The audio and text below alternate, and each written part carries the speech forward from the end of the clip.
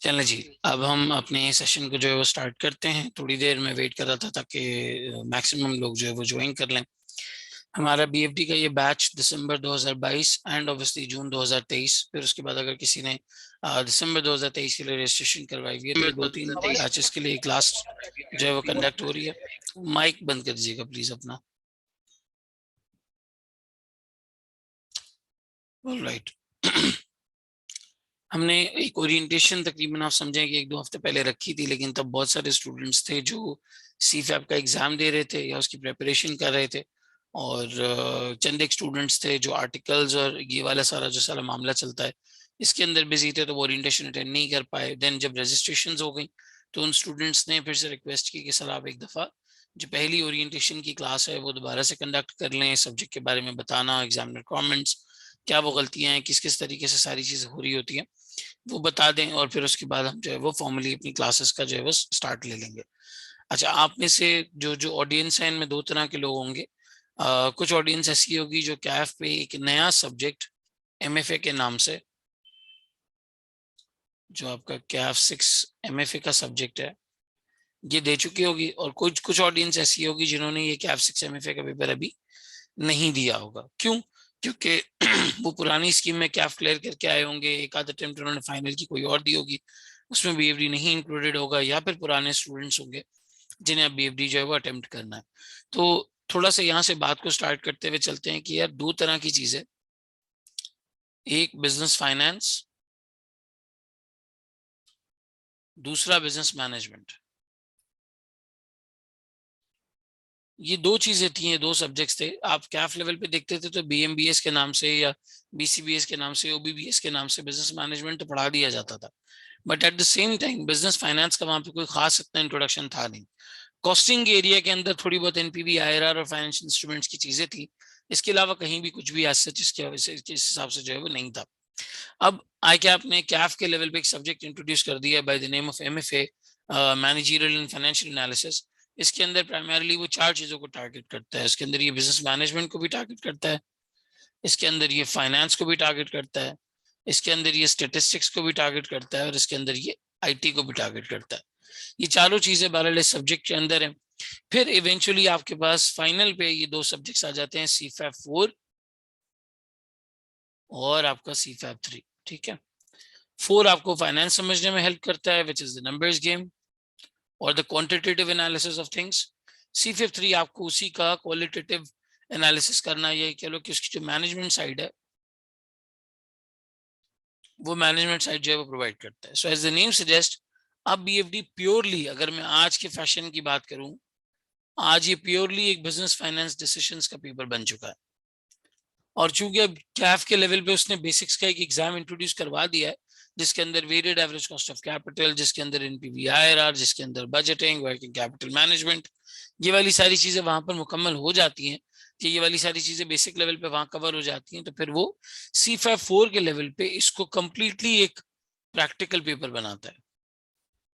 आप अगर recent paper देखें जो हमारे पास समर 22 का पेपर आया है, समर 22 का पेपर इज टू लेंदी, बहुत लेंदी पेपर है। तकरीबन आप समझ लें कि 7 पेजेस के ऊपर तो क्वेश्चन पेपर है, सिर्फ 7 से 8 पेजेस के ऊपर क्वेश्चन पेपर है। और फिर उसके बाद इवेंचुअली जो है वो उसके अंदर क्वेश्चंस अगर आप देखते हैं तो वो क्वेश्चंस वैसे हैंडलेबल हैं, कोई बहुत ज्यादा नेक्स्ट लेवल या बहुत ज्यादा डिफिकल्टी उसके अंदर नहीं है, लेकिन उसके अंदर जो टच है वो केस स्टडी वाला टच है। पहले ये होता था बंदे के जहन में कि हाँ यार 4-6 लाइंस लिखी हुई होंगी, उसमें से 5-6 नंबर्स निकालने होंगे, एक चीज कैलकुलेट करनी होगी, कैलकुलेट करके जब हमारे पास निकल के आ जाएगी, जबकि ऐसा नहीं है। केस स्टडी बेस्ड पूरा जो है वो पेपर होने लगा है। प्रैक्टिकल सिनारियो आता है, एक आध पेज का, 1.5 पेज का, आपको कैलकुलेट करना होता है और अपनी राय देनी होती है, यानी अपनी रिकमेंडेशंस देनी होती हैं।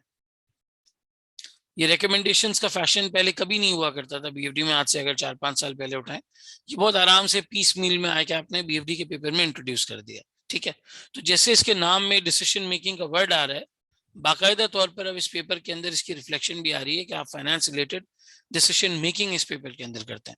अब आए इसकी ग्रिड को समझते हैं, इसकी ग्रिड के अंदर क्या क्या चीजें जो है वो बहरहाल इंक्लूडेड है हमारे पास। सर अगर नॉर्मली अगर मैं देखूं तो एक कंपनी के फाइनेंस में क्या क्या शामिल होता है, अगर हम उसकी मोटे मोटे जो है वो मामला देखें, तो सर एक कंपनी के फाइनेंस में सबसे ज्यादा जो वेटेज रखती है चीज वो इन्वेस्टिंग डिसीजन है। कि यार आया मुझे किसी मशीन में इन्वेस्ट करना चाहिए या नहीं करना चाहिए। अब जो मशीन के इन्वेस्ट करने की बात करो तो यहाँ पे एनपीवी, आईआरआर, एमआईआरआर, ठीक है। फिर आपका थोड़ा सा एसेट रिप्लेसमेंट डिसीजन,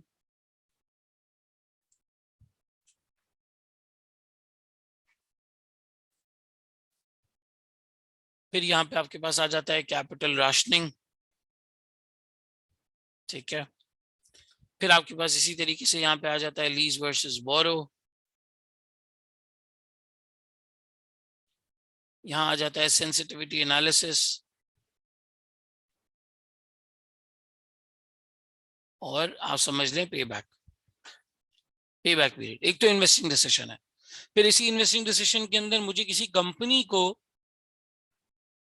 एक्वायर करना चाहिए, यानी कि खरीद लेना चाहिए, या उसके साथ मर्जर कर लेना चाहिए। वारिद और जैज का मर्जर हुआ, मोबिलिंक का मर्जर हुआ, कंपनी बन गई जैज के नाम से। अब जैज कैश है, जैज के टूल्स हैं, उसके अंदर वारिद भी शामिल है, उसके अंदर मोबिलिंक भी शामिल है, ठीक है। एक सोच समझ के इन्होंने ये डिसीजन लिया कि हमें करना चाहिए नहीं करना चाहिए। रिसेंटली इसी कंपनी जैज की जो पेरेंट कंपनी है एवियन ग्रुप, एवियन ग्रुप ने दस्तगीर नाम के एक स्टार्टअप में $37 मिलियन की इन्वेस्टमेंट की। तो क्या वो $37 मिलियन की इन्वेस्टमेंट करनी चाहिए थी या नहीं करनी चाहिए थी? That's an investing decision. ये इन्वेस्टिंग डिसीजन कंपनी के लेवल पे, मशीन के लेवल पे, प्रोजेक्ट के लेवल पे अगर आप मिला लें तो आपके पेपर का 50 से 60 नंबर ये कॉन्स्टिट्यूट करता है।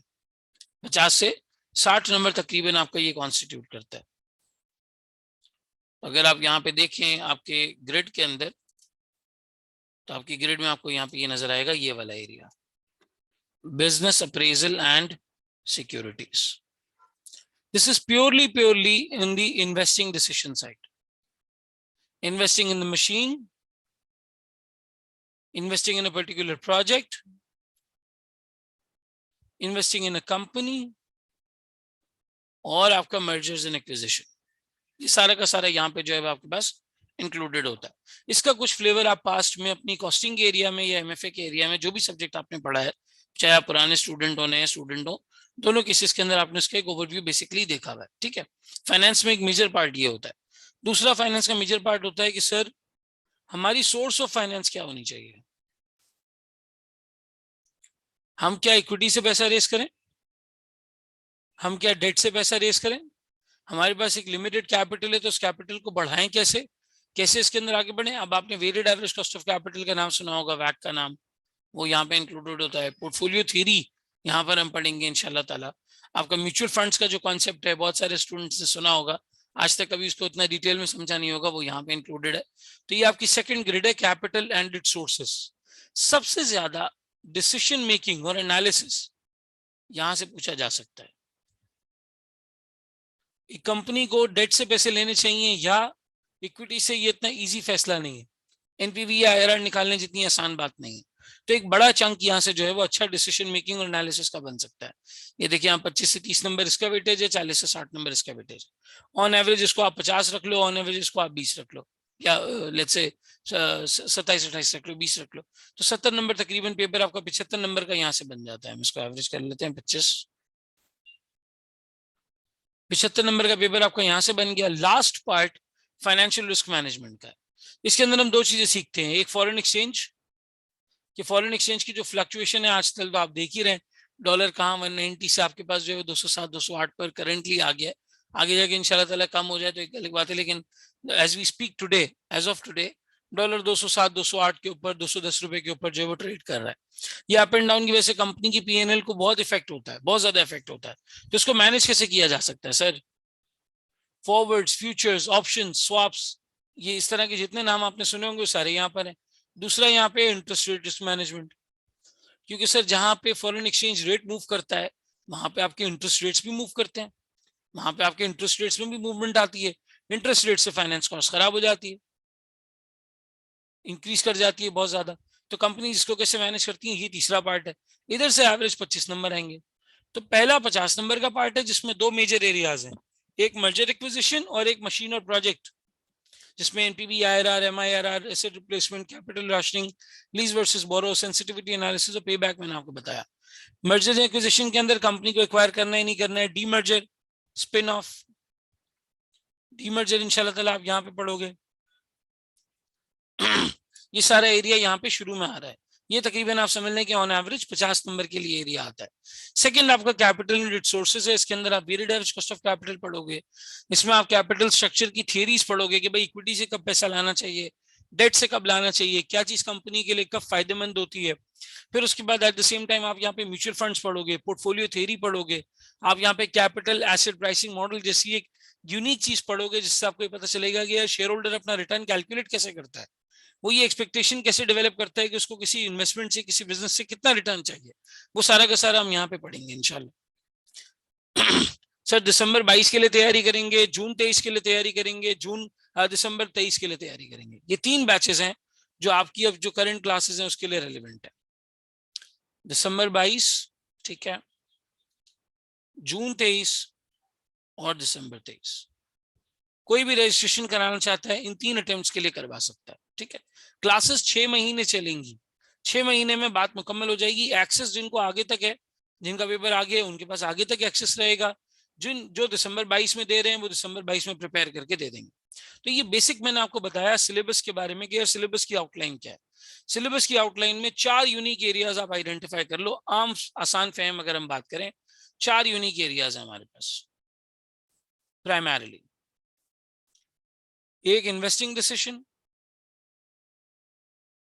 इन्वेस्टिंग में फिर फर्दर 2, एक आपका प्रोजेक्ट वाला एरिया या सिंपल मशीन वाला एरिया जिसको कैपिटल बजटिंग कहते हैं, इसको रख लो 25 नंबर। मर्जर एक्विजिशन, इसको रख लो 25 नंबर। बीएफडी में 5 सवाल आते हैं, 5 सवाल आते हैं तकरीबन पेपर के अंदर, 4 से 5 सवाल। एक लाजमी आपको प्रोजेक्ट और मशीन वाले एरिया से मिलेगा, एक लाजमी आपको मर्जर एक्विजिशन से मिलेगा। कभी हिस्ट्री में नहीं हुआ कि इनके ऊपर किसी अटेम्प्ट में सवाल ना आया हो। ये ब्रॉडर लेवल एरियाज हैं।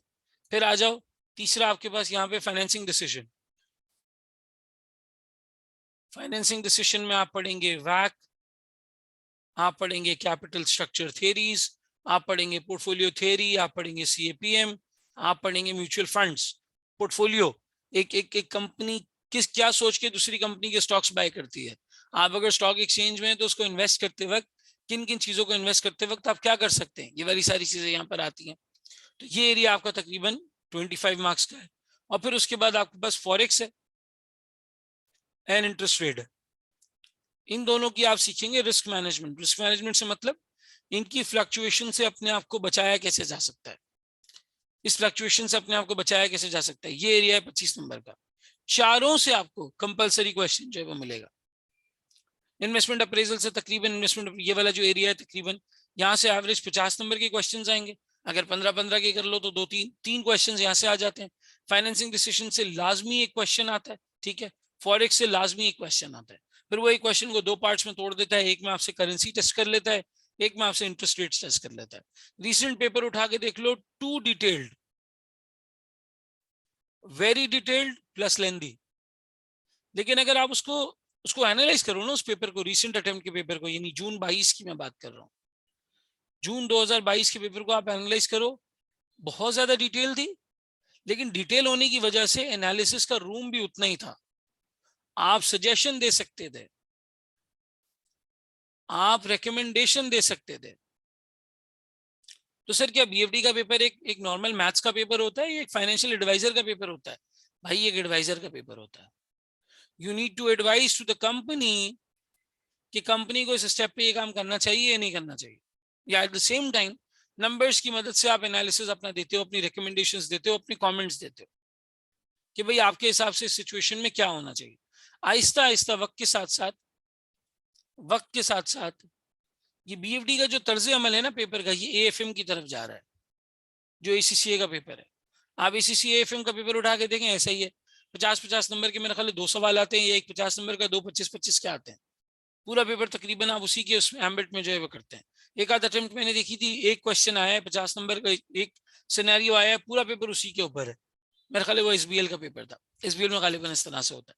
तो बहरहाल इस तरह से आपके पास पूरी सिचुएशन आ जाती है, आप उस सिचुएशन को जो है वो हैंडल करते हैं, उसके अंदर डिटेल्स होती हैं, बहुत सारी कंपनी का सिनेरियो होता है। अब आ जाते हैं सर के, अच्छा किसी ने पूछा है चैट पे कि आपकी वीकडेज में क्लासेस होंगी या वीकेंड्स पे? यार वीकेंड्स पे क्लासेस होंगी, वीकडेज में बीएफडी नहीं लेता। मैं खुद भी ऑफिस जाता हूँ, खुद भी मेरा जो है वो अपना एक ऑक्यूपेंसी है, काम है। तो I am not a full time let's say doing it, मैं पार्ट टाइम के तौर पे इसको यूं समझ लो कि ओवरऑल पर्सपेक्टिव में वीकेंड्स पे क्लासेस कंडक्ट करता हूँ। एक मैसेज आया काजी का कि सर ऑडियो में प्रॉब्लम आ रही है, बाकी लोगों को प्रॉब्लम आ रही है? प्लीज कंफर्म कीजिएगा कि एक आध जगह पे या मेरे पास से इशू।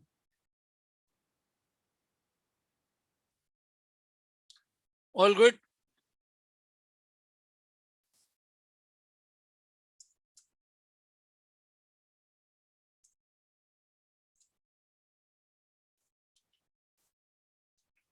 अच्छा जी, कोर्स के बारे में भी बता देता हूँ, क्लासेस के बारे में भी बता देता हूँ। तुम लोगों को बेसिक आउटलाइन समझ आ गई, पेपर किस तरह का है, क्या क्या कंटेंट है, 4 चीजों पे हमें फोकस करना है, हम इन 4 चीजों पे फोकस करेंगे। सही। क्लासेस हमारी वीकेंड्स पर होंगी, एक प्रेफरेबली आपकी फ्राइडे को क्लास हो रही होगी, एक सैटरडे और संडे को क्लास हो रही होगी। ठीक है। अपने जो भी सब्जेक्ट्स हैं, जो भी आपने रजिस्टर करवाए हुए हैं आईक्यू से, वो प्लीज आगे जो है वो ताहिर वगैरह को नोटिफाई करवाइएगा, ताकि जब क्लासेस वगैरह लगे या मुझे भी बता दीजिएगा, तो मैं उसकी क्लैश का जो है वो ख्याल रख लूँ। मुझे पता होगा अगर किसका किसके साथ क्लैश है, तो उन टाइमिंग्स में फिर हम बीएफडी की क्लास जो है वो नहीं रखेंगे, ऐसे टाइम पे रखेंगे कि क्लैश ना आए। सेम टाइमिंग नहीं यार, सेम टाइमिंग नहीं होगी। मैं तुम्हें टाइमिंग्स बता देता हूँ जो हिस्ट्री में मैंने बीएफडी की क्लासेस ली हैं। थोड़ा बहुत उसमें ट्विकिंग हो सकती है as compared to other classes, लेकिन लार्जली स्पीकिंग इसी तरह से होगा। फ्राइडे को मैं क्लास लेता हूँ इवनिंग में, लाइक 7:30 से 10 के आसपास, या 8 से 10 के लो, 8 से 10:30 के लो। फ्राइडे को असर की नमाज मगरिब की नमाज के बाद क्लास होती है, प्रेफरेबली फ्रॉम 7:30 ऑनवर्ड्स, ताकि तब तक अगर ऑफिस से आना है आप घर पहुंच जाएं, ऑफिस में बैठ के क्लास ले लें। ठीक है। सैटरडे संडे को, सैटरडे को मोस्ट लाइकली बीएफडी की क्लास हो रही होगी शाम के टाइम पे, यही 7:30 से 10 के टाइम पे। संडे को मोस्ट लाइकली क्लास हो रही होगी 11 से 1, 11 से 2 वाले स्लॉट में। तो पहली क्लास तकरीबन संडे की सुबह बीएफडी की होगी, और सैटरडे वाले दिन शाम में, और फ्राइडे वाले दिन शाम में हमारे पास जो है वो ये वाली क्लास होगी। ठीक है। चले चंद एक और चीजों के ऊपर आ जाते हैं। सर सबसे पहले बता दें एग्जामिनर कमेंट्स में कि बच्चा फेल क्यों होता है। पहले इन कमेंट्स को एनालाइज कर लेते हैं, फिर मैं आपको पोर्टल भी दिखा देता हूँ, आपको बुक भी दिखा देता हूँ, किस तरीके से हमारी क्लासेस चल रही होंगी वो भी दिखा देता हूँ, जो लास्ट बैच में हमने किया है। थोड़ा सा हम कमेंट्स पे नजर डाल लेते हैं। ये मैंने लास्ट टाइम भी जब ओरिएंटेशन कंडक्ट की थी तो बीएफडी के एग्जामिनर कमेंट्स दिखाए थे। ये मेरे पास दिसंबर 2021 का रिजल्ट है। पासिंग रेशियो 22%, यहाँ आप देख सकते हैं। It was observed that examinees performed well in numerical parts of the question but were failed to evaluate those numbers. Sir calculate तो बहुत अच्छा कर लेते हैं, लेकिन नंबर्स को इवैल्यूएट नहीं कर पाते। पीछे की जो थियरी है उसकी, या जो उसकी साइंस है, या जो उससे एनालिसिस निकालना चाहिए, उससे जो रिकमेंडेशन निकालनी चाहिए, वो नहीं निकाल पाते। It is again advised that examinees should not limit their practice to numerical questions only. They should focus on conceptual understanding of the topics. Conceptual understanding, यानी लोग जो थियरी वाला पार्ट है वो छोड़ रहे हैं। सर क्या बीएफडी के अंदर थियरी वाला पार्ट है? 20% पार्ट है। 80% अगर कैलकुलेशन आएगी तो वो 20-25% आपकी रिकमेंडेशन, आपके सजेशंस, आपके कमेंट्स, ये पूछकर आपसे कमेंट वाली साइज जो है वो जज करेगा। ये देखें, overall passing ratio of 22%, significantly lower than previous result of 49. Weak performance in question 1 were noted, which seemed to be attributable to selective study, lack of practice or conceptual understanding of the topics. ये दूसरी बार इसने same चीज highlight की। Lack of practice और selective study तो दूसरे papers में भी होती है नॉर्मली, अगर आप उसके एग्जामिनर कमेंट्स देखें, लेकिन बीएफडी के एग्जामिनर कमेंट्स में बार बार ये कह रहा है कि यार कॉन्सेप्चुअल अंडरस्टैंडिंग नहीं है, वो अप्लाई नहीं कर पा रहे कि जो चीज वो कैलकुलेट कर रहे हैं वो कंपनी के लिए यूजफुल कैसे है, उससे डिसीजन मेकिंग कैसे हो रही है। Further, it has been observed that examinees spent extra time on completing any one question which affected their performance in other questions. ठीक है। यहाँ देखें, यहाँ पे हमारे पास रिजल्ट काफी अच्छा आया था इस अटेम्प्ट में। ये हमारे पास विंटर 2020 है, ये कोविड वाली अटेम्प्ट थी। Overall performance was satisfactory. Performance in numerical parts of question was much better as compared to below average performance that required interpretation of numerical results, evaluation of the existing or proposed strategies, and recommendation on future course of action. ये तीसरी बार इसने highlight किया है कि यार आपको conceptual understanding नहीं है, आप रेकमेंड नहीं कर पा रहे, आप एडवाइस नहीं कर पा रहे। आगे आ जाओ। ओवरऑल पासिंग रेशियो 28%, एवरेज 30-35% इसका पासिंग रेशियो रहता है। Consistent with last two attempts, passing ratio 30%, 27. However, it was observed that examinees secured good marks in 2 to 3 questions but failed to obtain reasonable marks in the remaining questions. Further, a review of the question-wise comments would indicate that most of the mistakes made by examinees were those which are not expected at this level. Usually, these type of mistakes are committed when the examinees do not read the information available in the question carefully or start answering the question making calculations without planning their answers को plan नहीं करते, बगैर सोचे समझे करना start कर देते हैं। पहले एक ब्रेनस्टॉर्म हो जाता, बबल बना लेते, छोटे छोटे पॉइंटर्स लिख लेते कि मुझे करना क्या है सवाल के अंदर, प्लानिंग किए बगैर आप स्टार्ट करते हैं। यहाँ पे जी 30% अगेन वही रेशियो हमारा वही एवरेज चल रही है। relatively weak performance in question 3 and 5, lack of practice and conceptual understanding। पांचवी दफा ये चीज हाईलाइट की है इसने, बार बार कह रहा है कि भाई तुम्हें conceptual अंडरस्टैंडिंग नहीं है, बार बार कह रहा है कि तुम सिर्फ मैथ्स करके आ रहे हो, तुम सिर्फ एनपीवी निकालने की मैथमेटिक्स समझ के आ रहे हो, तुम सिर्फ ये बात समझ के आ रहे हो कि हाँ यार एनपीवी की मैथ्स कैसे कैलकुलेट होती है, उसका नंबर कैसे कैलकुलेट हो जाता है, कॉन्सेप्चुअल अंडरस्टैंडिंग नहीं है बिल्कुल भी। उसको फिर उसने हाईलाइट किया। Further, it was commonly observed that examinees did not read the question carefully and started answering the question। ये अगेन वही वाली बात की इसने। अब आगे आ जाओ,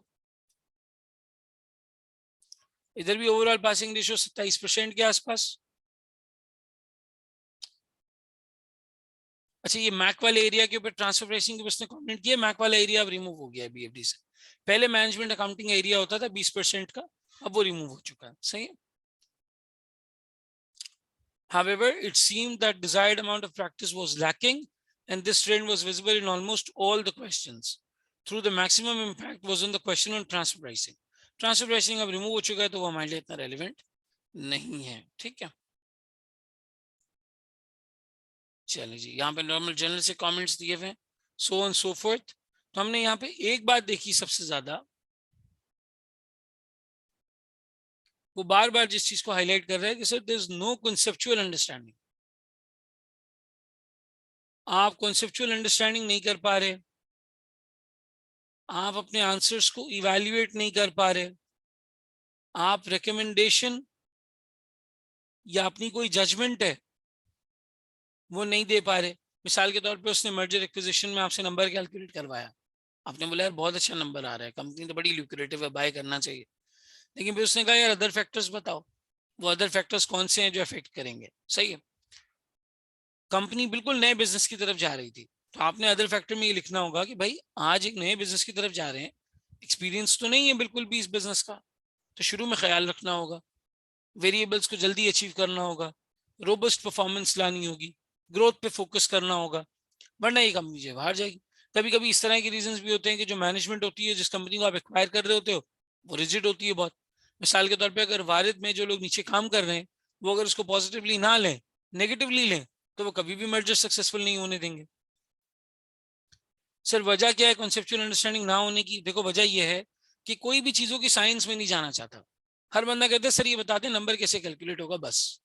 अगर मैं ये बताना शुरू करूंगा ना कि weighted average cost of capital के पीछे थियरी क्या है, why did it come into being, ये दुनिया में आया क्यों, डिस्कस क्यों हो रहा है, वजह क्या है इसकी, कोई भी इंटरेस्टेड नहीं होगा। Everyone would be interested sir ये weighted average cost of capital का वो फॉर्मूला बता दें बस कि कैलकुलेट कैसे होता है, वो कौन सी चीजें हैं जो हमें सवाल में ढूंढनी है और हम वो कर लेंगे। अगर आपको वैक की अंडरस्टैंडिंग हो, कैपिटल स्ट्रक्चर की अंडरस्टैंडिंग हो, तो आप इक्विटी और डेट पे बहुत सारी बातें लिख सकते हैं कि कंपनी को इक्विटी की तरफ जाना चाहिए, डेट की तरफ जाना चाहिए। ठीक है, नंबर्स प्ले दैट रोल, लेकिन आपको इवेंचुअली इवेंचुअली इस चीज की तरफ भी आना जरूरी है। 20 नंबर का पोर्शन तकरीबन ये होता है, इसको बार बार एग्जामिनर कह रहा है कॉन्सेप्चुअल अंडरस्टैंडिंग नहीं है, कॉन्सेप्चुअल अंडरस्टैंडिंग नहीं है। फिर क्या क्या चीजें हाईलाइट की यहाँ पे, सर आप लोग प्लान नहीं करते आंसर्स को, आप लोग आंसर्स को प्लान नहीं करते। प्रेजेंटेशन एक आध जगह पे बात की। फिर कहता है लैक ऑफ प्रैक्टिस, फिर कहते हैं जी सिलेक्टिव स्टडी। ये सारी चीजें यहाँ पे इसने कॉमन मिस्टेक्स हाईलाइट की हैं। फिर एग्जाम में पैनिक कर जाना, एक सवाल को बहुत ज्यादा वक्त दे दिया, बाकी सवालों को नहीं दिया, तो इन सब चीजों को हमने यहाँ पे जो है वो नहीं करना है।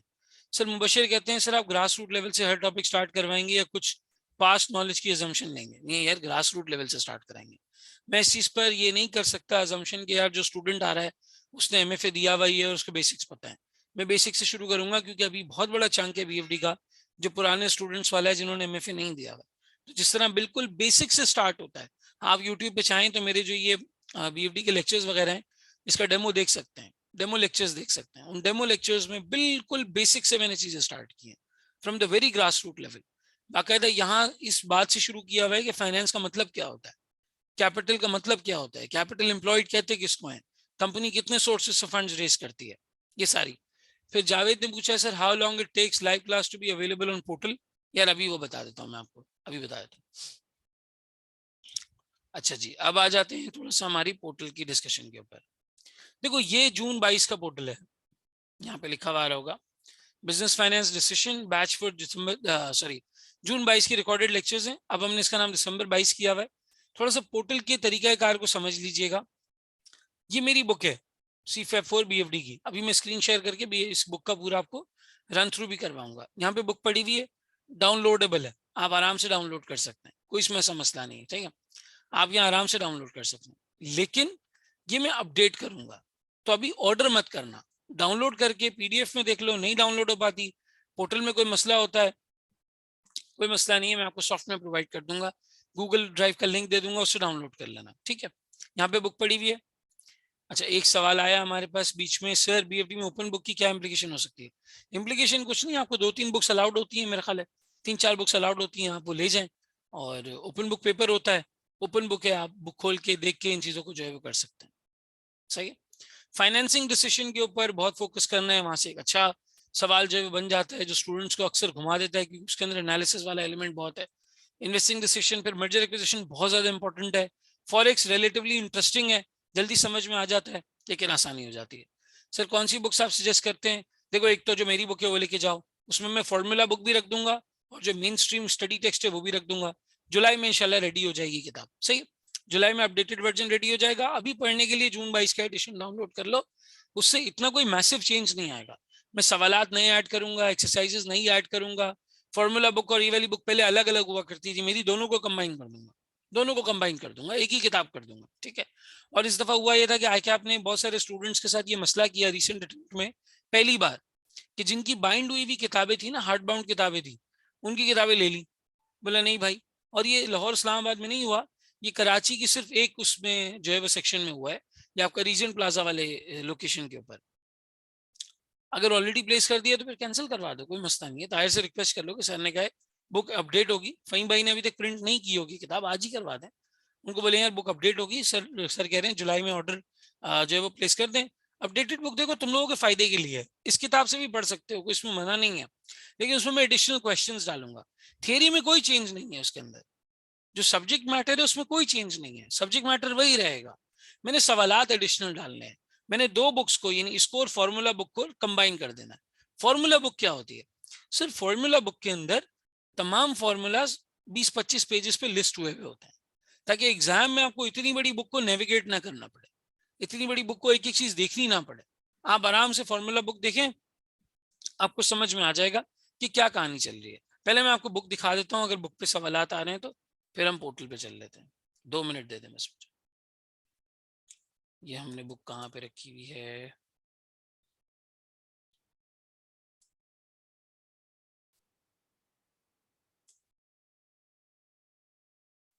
एक ये हमारी फॉर्मूला बुक है और एक ये मेरी मेन वाली बुक है। 1 मिनट दीजिएगा बस, फाइल ओपन हो गई है।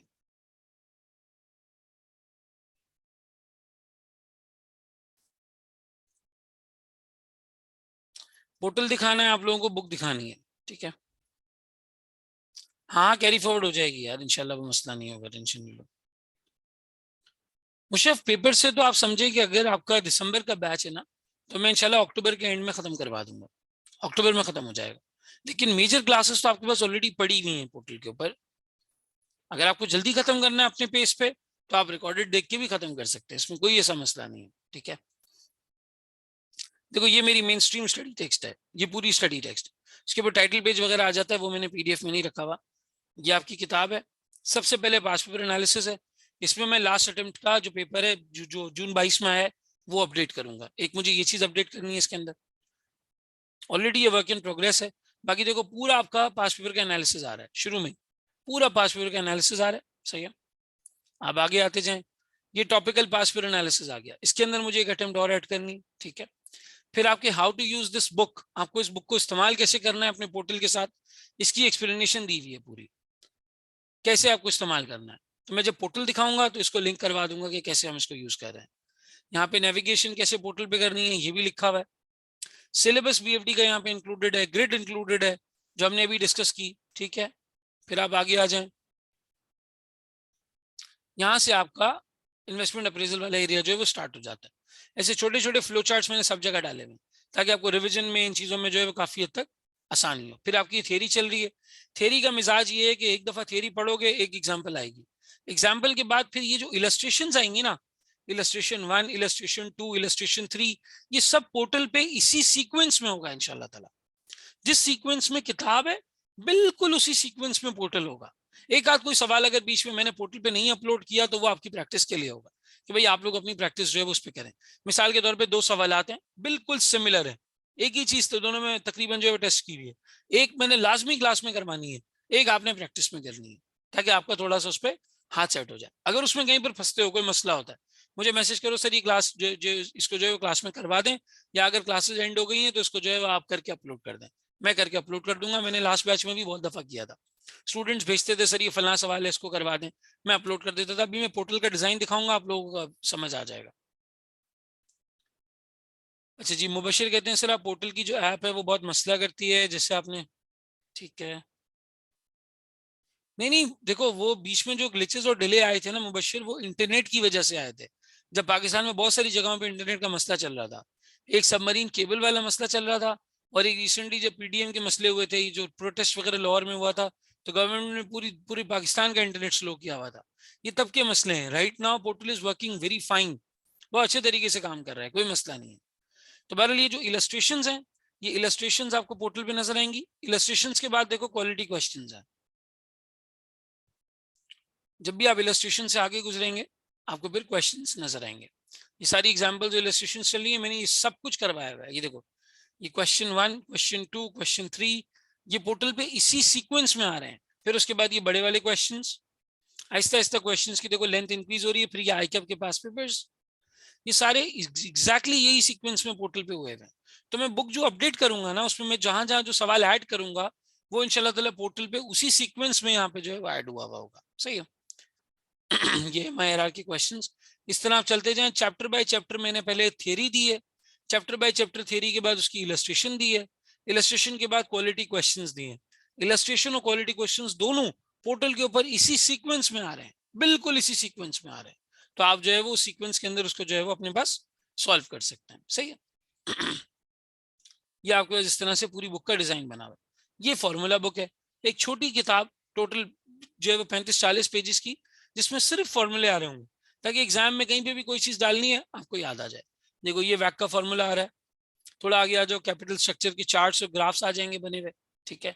ये फॉर्मूले आ रहे सारे डिविडेंड ग्रोथ मॉडल वगैरह, ये वैक and market values, alternate calculation, ये सारे फॉर्मूला है, इसके चार्ट्स आ गए, ठीक है। ये एक दूसरा चार्ट आ गया, 3 फॉर्मूले इस चार्ट से निकलते हैं, तीनों देखो राइट पे लिखे हैं। फिर आप थोड़ा आगे आते हैं, करते चले जाएं, पोर्टफोलियो थियरी, ये इसके फॉर्मूला आ गया, ये चीजें आ गई, ठीक है ना।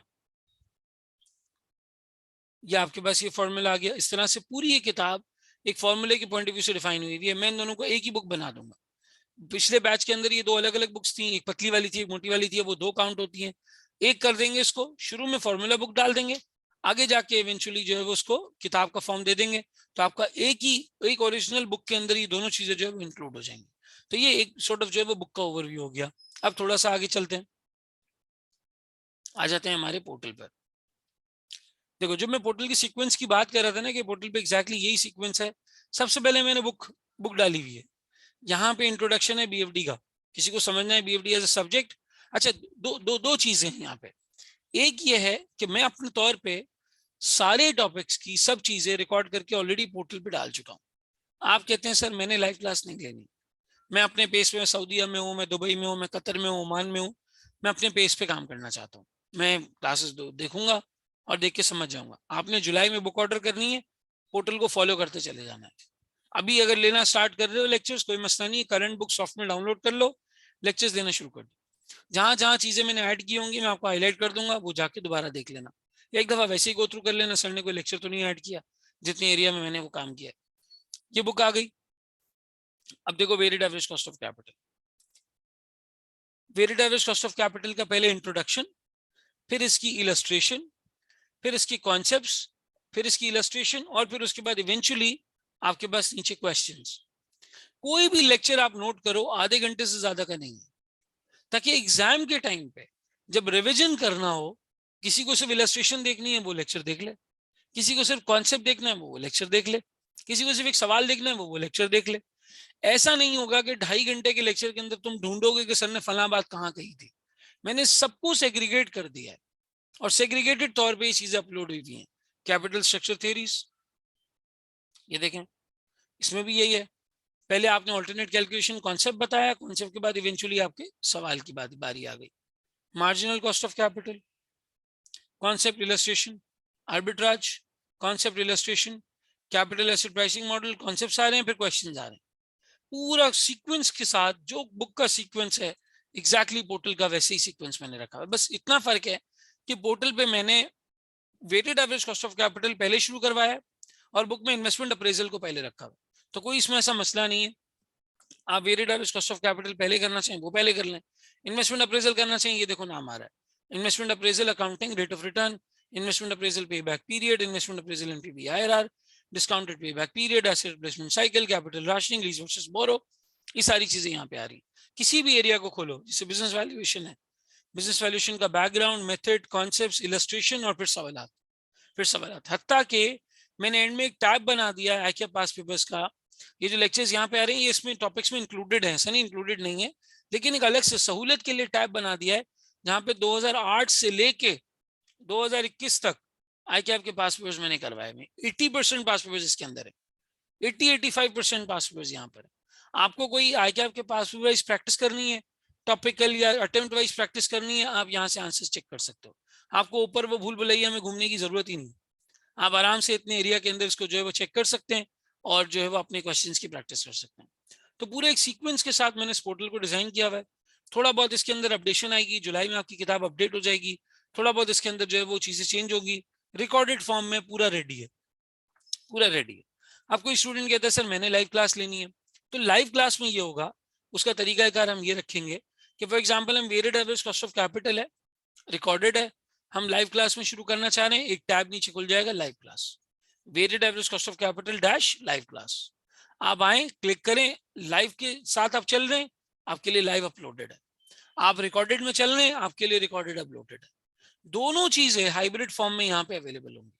पहले मुझे ये बताओ क्या ये चीज समझ आती है? Everyone gets it? फिजिकल नहीं होंगी यार, फिजिकल अगर मुझे तकरीबन 10 से 12 लोग साइन अप करते हैं और वो व्हाट्सएप कर देते हैं कि सर हम फिजिकली आएंगे, मैं पूरा बैच फिजिकल क्लासेस ले लूंगा, मुझे फिजिकल लेने में कोई मसला नहीं है। लेकिन मसला ये होता है कि फिजिकल आता कोई नहीं है, मैं कैंपस पहुंचता हूँ, कैंपस में ऑनलाइन क्लास लेना अपने आप में बहुत मुश्किल है। क्लास सेटअप करो, लैपटॉप सेटअप करो, भाई साउंड नहीं आ रहा, भाई वीडियो नहीं आ रही, भाई फला मसला हो रहा है। यहाँ पे मैं सुकून से आपके सामने बैठा हुआ हूँ, लैपटॉप कनेक्ट किया हुआ है, ये मेरा राइटिंग पैड है कनेक्ट किया हुआ है, लिख रहा हूँ वन नोट के ऊपर, हैंड राइटिंग भी आपको समझ आ रही है, वीडियो भी खुली हुई होती है मेरी, ऑडियो भी समझ आ रहा है। मेरी तमाम वीडियोस में, ऑडियो में, इसमें लेक्चर्स में ये होता है, मेरी वीडियो खुली होती है, यू कैन आई कॉन्टैक्ट, आप आई कॉन्टैक्ट करके समझ सकते हो मैं क्या बात कर रहा हूँ। अब मैं कैंपस आके ऑनलाइन क्लास लूँ, डजंट मेक सेंस। तो मैं ऑफिस में बैठ के, घर में बैठ के क्लास ले लेता हूँ। इफ 10 पीपल साइन अप कि हम आएंगे फिजिकल क्लासेस लेने के लिए, I am ready to sort of come to the campus and give you the basically scenario. Musharraf इसमें डिले इसलिए नहीं होता क्योंकि मैं खुद करता हूँ, मैं खुद अपलोड करता हूँ, रिकॉर्डिंग अपलोड होने में कभी भी टाइम नहीं लगेगा इंशाल्लाह ताला, रिकॉर्डिंग उसी वक्त क्लास खत्म होगी अपलोड हो जाएगी। हाँ मुशर्रफ, अगर तुम लोग 8-10 स्टूडेंट साइन अप करते हो कि हम फिजिकली आ जाएंगे तो मैं इंशाल्लाह ताला फिजिकली क्लास रख दूंगा। यार मंथली तो नहीं समझ लो, जो बड़ा एरिया कंडक्ट हो जाएगा ना, जैसे इन्वेस्टमेंट अप्रेजल बड़ा एरिया कंडक्ट हो गया, वैक बड़ा एरिया कंडक्ट हो गया, तो मैं इंशाल्लाह ताला टेस्ट आपके पोर्टल पे अपलोड करवा दूंगा, वहां से डाउनलोड करके अपनी सहूलत के हिसाब से आप उस टेस्ट को कर लो, सॉल्व कर लो, टाइम रख के, अपने पास टाइमर रख के, और फिर उसके बाद इवेंचुअली इसका जो है वो सोल्यूशन वगैरह हम डिस्कस कर लेंगे। तो इस तरह से मैकेनिज्म हो सकता है, या मैं आपको सोल्यूशन प्रोवाइड कर दूंगा, आप देख सकते हैं कि आपसे कहाँ पर जो है वो कोई गलती हुई है। समझ आ रही है बात? Do we get it? तो भाई पोर्टल के हवाले से, बुक के हवाले से, पेपर में कंटेंट क्या क्या है, कितनी कितनी चीजें हैं जो बेसिकली इसके अंदर टेस्ट होती हैं, at the same time test होने के बाद आपकी अप्रोच क्या होनी चाहिए, इसके ऊपर अब हमें बात करनी है। कोई सवाल आपका, portal live recorded, number of classes, timings, किस तरह से बैच कंडक्ट होगा, इसके ऊपर एनीथिंग। बुक कब अपडेट होगी सर? बुक आपको जुलाई में इंशाल्लाह मिल जाएगी, जुलाई सेकंड वीक थर्ड वीक तक मैं अपडेट कर लूंगा उसको। All clear up till now?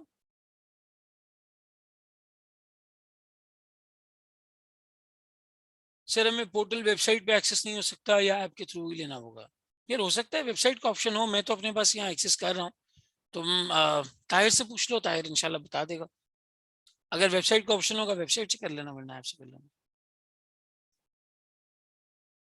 Sir मैंने जून 23 में अटेम्प्ट करना है, मैं ऑनलाइन जाना चाह रहा हूँ, मैं कर सकता हूँ ऐसे। हाँ कोई मसला नहीं है, ऑनलाइन क्लास ले सकते हो। ऑनलाइन से मुराद क्लास लेने की बात कर रहे हो या आई कैप का एग्जाम ऑनलाइन देना है?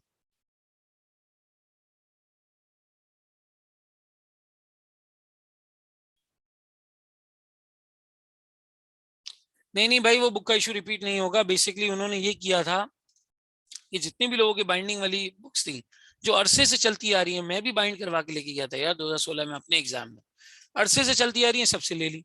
और एक कॉलेज से नहीं ली है, दो तीन कॉलेजेस की बुक्स ली है। मेरे पास उन कॉलेजेस के टीचर्स का फोन आया है, कुछ को मैंने फोन किया है, कुछ को मुझे फोन आया है कि यार ये मसला हुआ है, अब क्या करें। तो अब उसके लिए ये कि आप ओरिजिनल जो कार्डबोर्ड होता है ना, कलर्ड कार्डबोर्ड, उसके ऊपर बुक को पब्लिश करा दो। तो ये वजह भी है बुक को अपडेट करने की।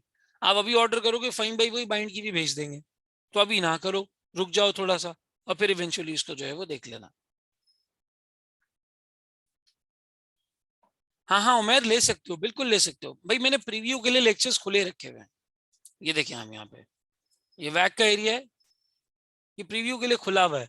आपने रजिस्ट्रेशन करवाई हो ना करवाई हो, डजेंट मैटर, ये प्रीव्यू में देख लो, समझ आ जाएगा किस तरह के लेक्चर्स हैं, क्या सिनेरियो है।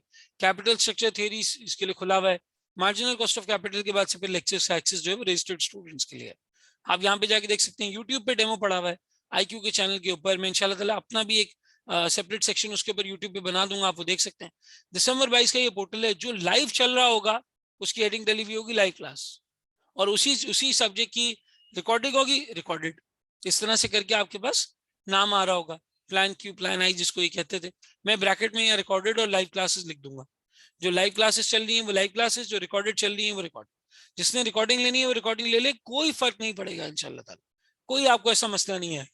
जहां मुझे सवालात की प्रैक्टिस में करवा रहा हूँ, कोई एडिशनल चीज करवा रहा हूँ, वो मैं रिकॉर्डेड में भी अपलोड कर दूंगा, वो मैं लाइव में भी अपलोड कर दूंगा, जहां भी कोई मैं नई चीज करवा रहा हूँ। ठीक है ना, समझ आती है बात? इस तरह से बेसिकली हमारे पास ये सिनारियो जो है वो बन जाता है। चलिए ये हो गई हमारी पोर्टल की डिस्कशन। अब हमें अप्रोच किस तरह करना है सर, हमारी प्रेपरेशन की और हमारी एग्जाम की अप्रोच क्या होगी?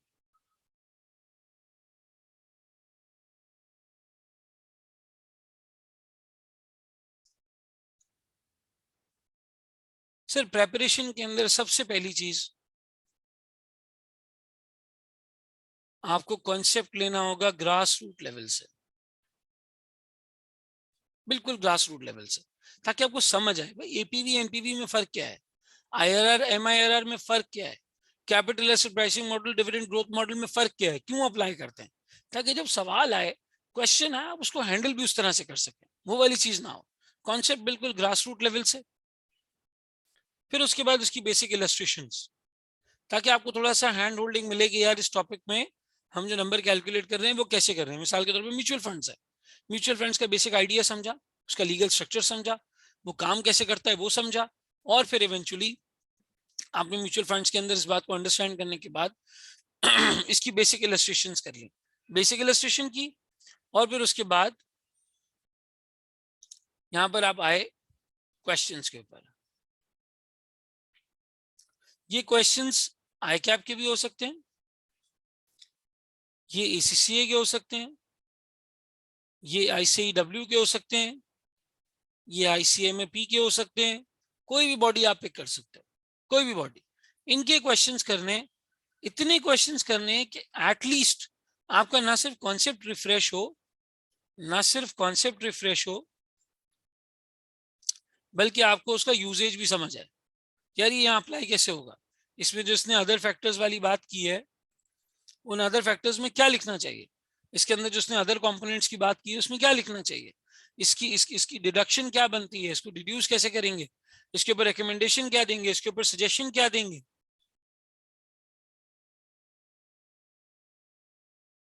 ये सारी चीज यहाँ पर जो है वो आपके पास बारल इंक्लूड होती है, ठीक है। और ओवरऑल पर्सपेक्टिव में इस तरीके से चीज जो है वो चल रही होती है।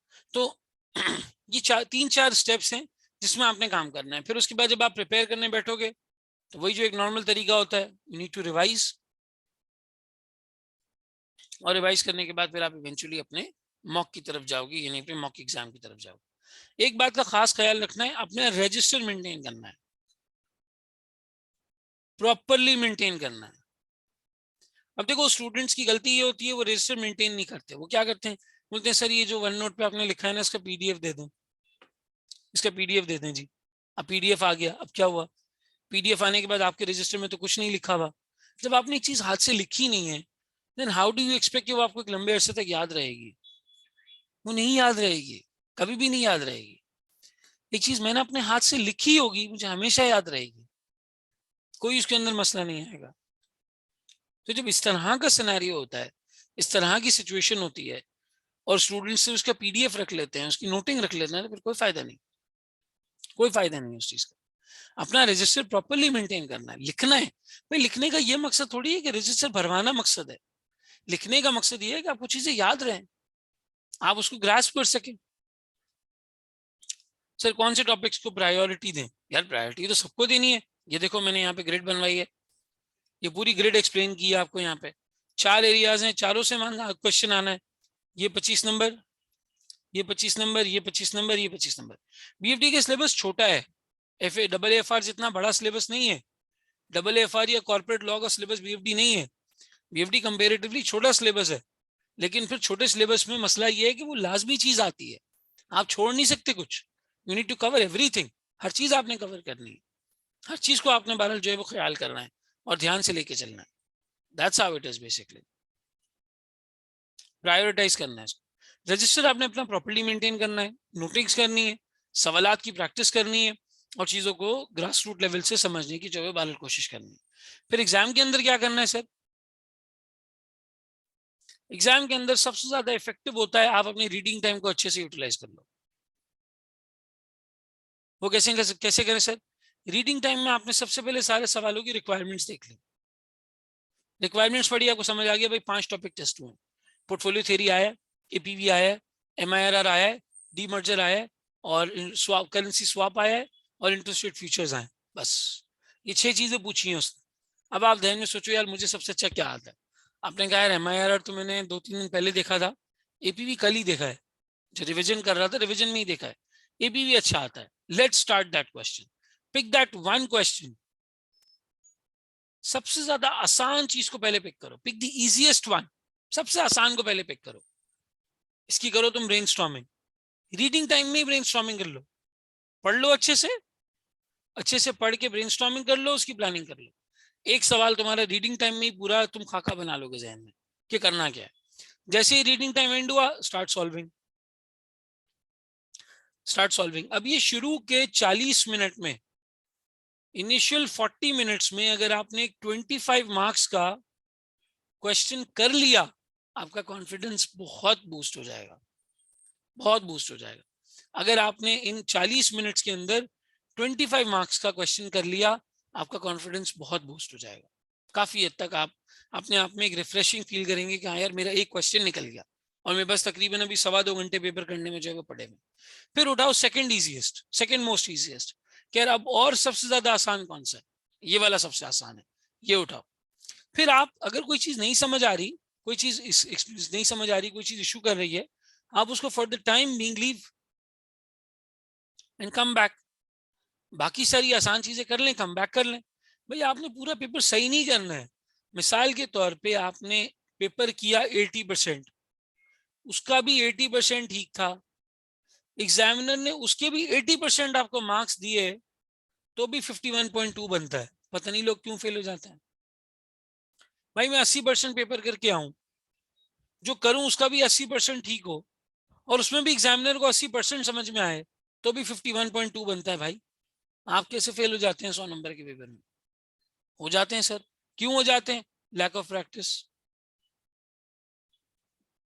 प्रैक्टिस नहीं होती, सही रिवीजन नहीं होता, लास्ट मिनट की कोई स्ट्रैटेजी नहीं होती, पेपर को पता नहीं क्यों इतना पैनिक कर लेते हैं, अपने सर पे सवार कर लेते हैं, हवा बना लेते हैं कि यार क्या चीज आ गई, ऐसा हो गया, ऐसा हो गया, ऐसा हो गया।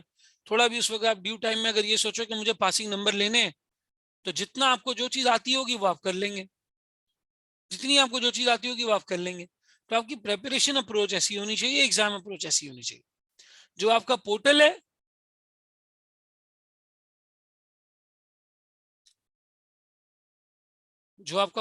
This should be in exact sequence with your book, और एग्जाम में आप फॉर्मूला बुक उसके अंदर ही साथ हासिल करेंगे। और मैं इसको ओरिजिनल कलर्ड कार्डबोर्ड में इस दफा बाइंडिंग करा दूंगा, ताकि ये लगे ही नहीं कि भाई ये कोई टीचर की बनाई हुई किताब, लेकिन यार कोई पब्लिशिंग हाउस की किताब, कोई मसला नहीं है इसका। हम उस तरह से इसको प्रॉपरली जब एक पब्लिश फॉर्म में करा लेंगे, ताकि कहीं पे भी इस तरह की कोई सिचुएशन ना लगे। आपने बुक लेनी है, फॉर्मूला बुक लेनी है, ओपन बुक आपको एग्जाम है, पास पेपर्स आपने साथ रखने हैं, और एक आध कोई और किताब अगर आप रखना चाहें तो साथ रख सकते हैं। ये दो तीन चीजें लेकर जानी। स्टडी टेक्स्ट रख लो साथ, अगर मेरी बुक से कंटेंट रीड कर लोगे, स्टडी टेक्स्ट रीड करने की जरूरत नहीं होगी, सब कवर्ड है। और अगर स्टडी टेक्स्ट से रीडिंग कर रहे हो तो फिर यहाँ रीडिंग नहीं करो, रिडंडेंसी हो जाएगी। सारा कुछ मैंने अपनी बुक के अंदर कवर किया, भाई you can read about it, कुछ भी आप रीड कर सकते हैं, कोई मसला नहीं है इसके अंदर। किसी का कोई सवाल यहाँ तक? एनीवन?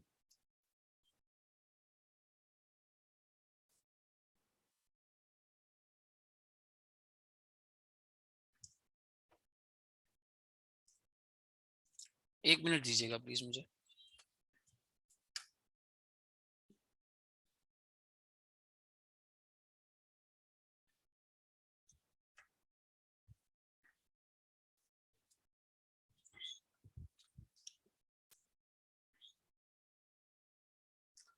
अच्छा जी, कोई ऐसे हैं जिन्होंने सुना है कि ये पेपर बहुत मुश्किल होता है, बहुत ज्यादा इसमें लोग फेल हो जाते हैं, इस तरह की कोई चीज?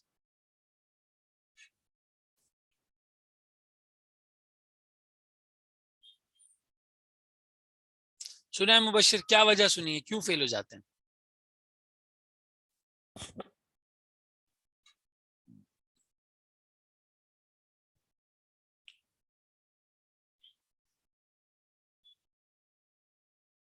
कोई रीजन आप लोगों के पास?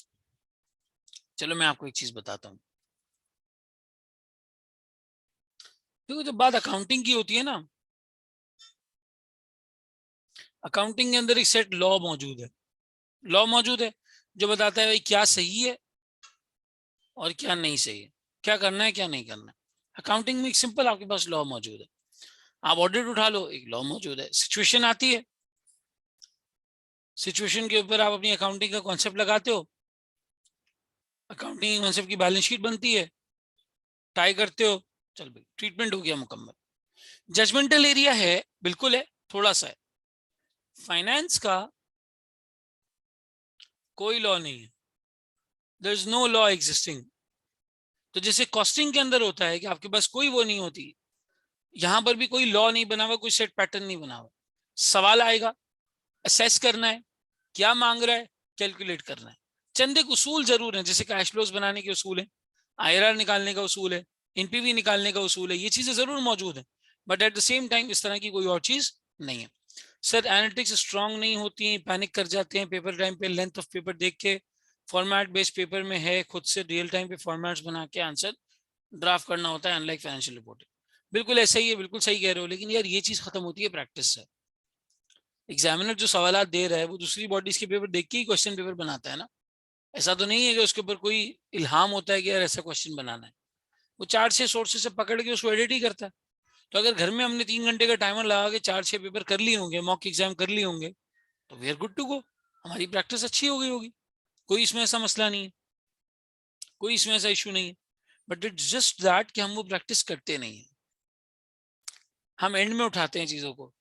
हमारी कोशिश होती है कि हम सिर्फ ये वाले 2-3 क्वेश्चंस कर लें, मुश्किल वाले को पिक नहीं करते। अगर करते हैं तो उसका सोल्यूशन देख लेते हैं। सोल्यूशन शुरू में आपको एक आध दो में देखना पड़ेगा, मैं खुद बता रहा हूँ पड़ेगा। जब आप प्रैक्टिस करना शुरू करोगे हाथ रुक जाता है बंदे का। तो एक आध दो जगह पे उनको, जैसे कॉस्टिंग में मसला होता है तो स्टूडेंट्स को कि सर शुरू कहाँ से करें ये समझ नहीं आ रहा है, एक दफा शुरू करने का मिल जाए तो फिर हम आगे बढ़ जाएंगे। ये मसला होता था ना कॉस्टिंग में, वही चीज यहाँ पे भी होती है।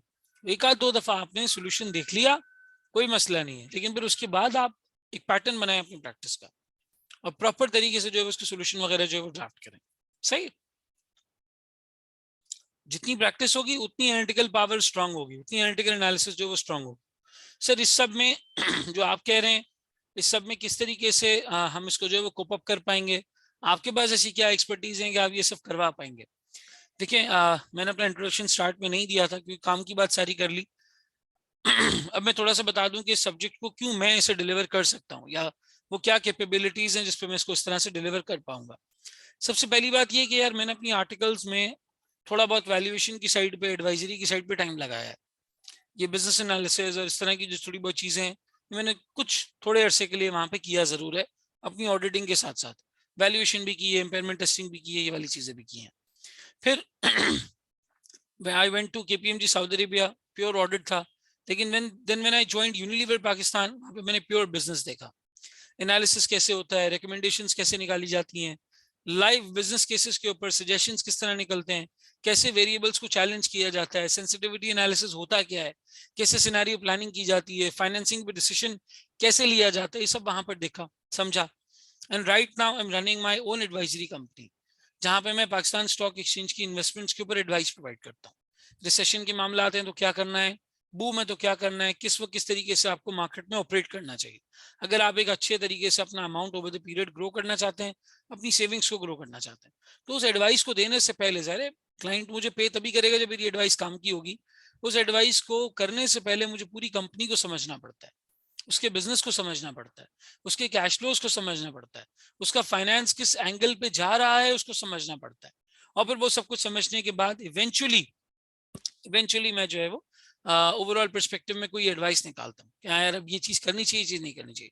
कोई शॉर्ट टर्म ट्रेड है तो सिग्नल्स की बेस पे है तो वो क्यों है, पीछे कंपनी का क्या बैकग्राउंड है, कोई लॉन्ग टर्म इन्वेस्टिंग प्लान है तो वो क्यों है, आज अगर किसी को एक पर्टिकुलर कंपनी में क्यों पॉइंट करना चाहिए, तो उनका फाइनेंस, उनकी बिजनेस मैनेजमेंट साइड, ये दोनों मुझे जो है वो देखनी होती है। उनका बिजनेस मॉडल भी समझना है, उनके नंबर्स भी समझना है और प्रॉपर तरीके से उसको एनालाइज करना है, पास्ट को नहीं फ्यूचर को, क्या आगे क्या होगा कंपनी के साथ।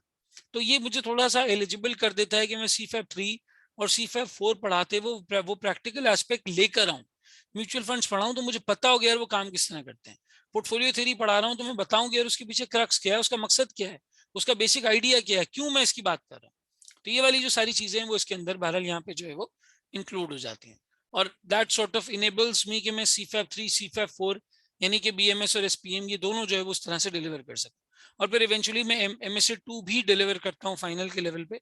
तो MSA 2 में भी यही दो चीजें मिलाकर आती हैं। BFD और SPM आप क्लियर करेंगे तो MSA 2 होगा इंशाल्लाह ताला।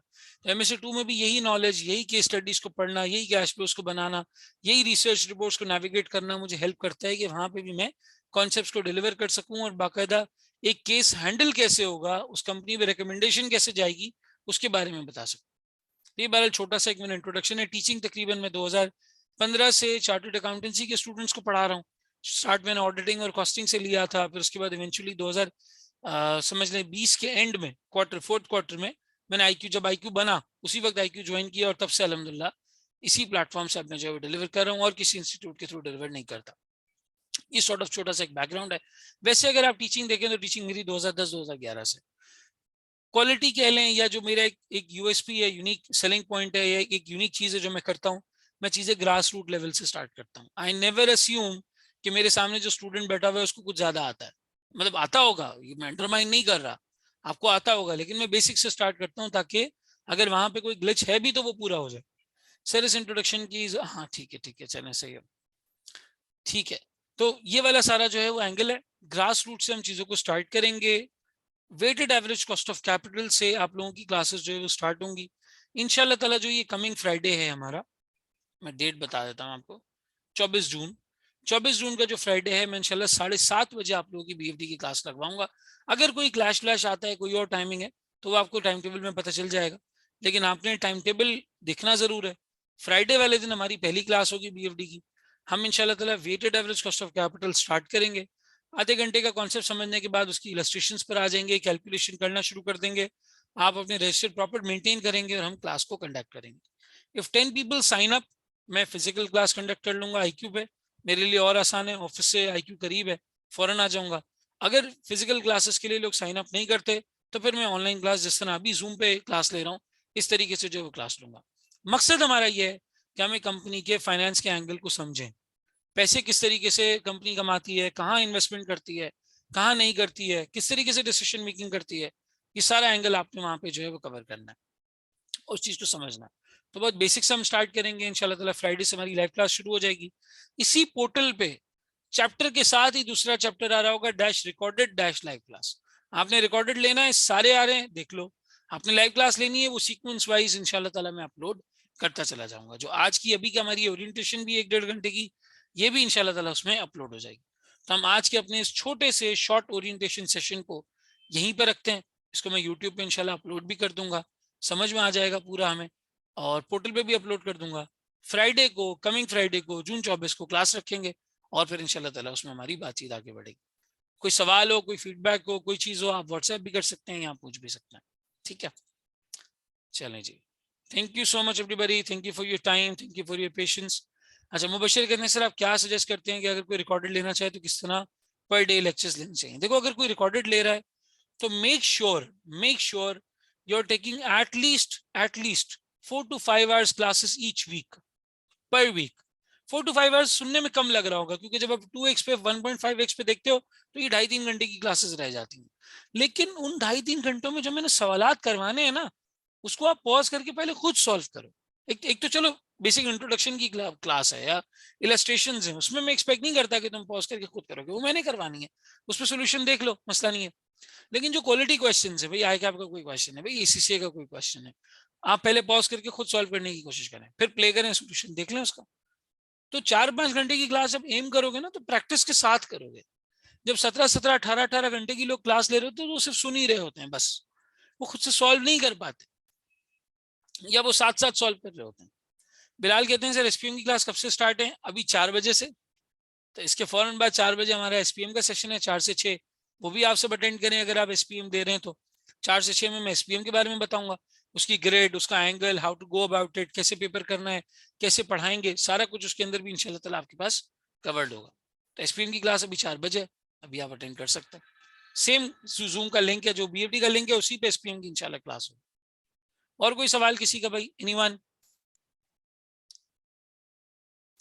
सर एसपीएम बीएफडी साथ देना चाहिए? हाँ यार, दे सकते हो, डिपेंड करता है। और तुम्हारे पेपर्स कौन से हैं? बीएफडी ट्यूसडे वाले दिन है, एसपीएम फ्राइडे वाले दिन है। तो अगर कहीं गैप वेब एडजस्ट हो रहा है, कोई थियरी नंबर्स का बैलेंस बन रहा है, तो आप बहरहाल दे सकते हो। सर मुर्तजा की बहुत अच्छी वीडियो है आईक्यू के पेज के ऊपर, जिसमें उन्होंने पेपर कॉम्बिनेशन समझाया हुआ है, तो पेपर कॉम्बिनेशन बेशक देखना चाहो देख सकते हो। पेपर कॉम्बिनेशन उमेर वहां पे देख लो, आपको आइडिया हो जाएगा। बीएफडी और एसपीएम साथ लिया जा सकता है, एमएसए 2 अनलॉक हो जाएगा आपका इंशाल्लाह ताला, अगर आप ये दोनों निकाल लेते हैं। लेकिन फिर आप तीसरा चौथा पेपर कौन सा साथ में ले रहे हैं? 4 तो मैं नहीं सजेस्ट करूंगा 1 साल के टाइम पीरियड में, तीसरा बस, 3 काफी है, 3 देने चाहिए। तो 3 फिर आप साथ में डबल एएफआर पिक कर लो, double AFR could be a good combination, या आप एट द सेम टाइम जो ऑडिट वगैरह कोई पिक करना चाह रहे हो वो कर लो। एफएफआर बीएफडी एडवांस ऑडिट, ये बहुत अच्छा कॉम्बिनेशन बनता है, ये करना चाहो पहले ये कर लो, बीएफडी बेशक नेक्स्ट टाइम में दे देना, सॉरी एसपीएम नेक्स्ट टाइम में दे देना, इस तरह से कर सकते हो। ठीक है भाई, तो हमारा बेसिक इंट्रोडक्शन ओरिएंटेशन यहाँ मुकम्मल हुई। अब हम इंशाल्लाह ताला कमिंग हमारी पहली क्लास में मिलते हैं, और पोर्टल वोटल सब कुछ बिल्कुल पप्पू तरीके से हम डिजाइन करेंगे। फ्यूचर में कोई और सब्जेक्ट नहीं भाई, ये काफी है भाई। बीएफडी एसपीएम एमएसए 2, जो काम है वही पढ़ाना है, जो पढ़ाना है वही करना है, कमाना जिससे पढ़ाना भी वही है, ताकि प्रैक्टिकल एंगल आ सके। तो और कोई सब्जेक्ट में प्लान नहीं कर रहा कि मैं पिक करूंगा। जहां जहां बिजनेस फाइनेंस है, बिजनेस मैनेजमेंट है, यही सब्जेक्ट। कैफ में एमएफए, फाइनल में बीएफडी एसपीएम, और फिर एमएसए में एमएसए 2। ये सब में दो ही चीजें हैं, बिजनेस मैनेजमेंट, बिजनेस फाइनेंस। जो ऑलरेडी आई एम डूइंग, वही मैं बेसिकली पढ़ाना पसंद करता हूँ। ठीक है जी, thank you so much everybody.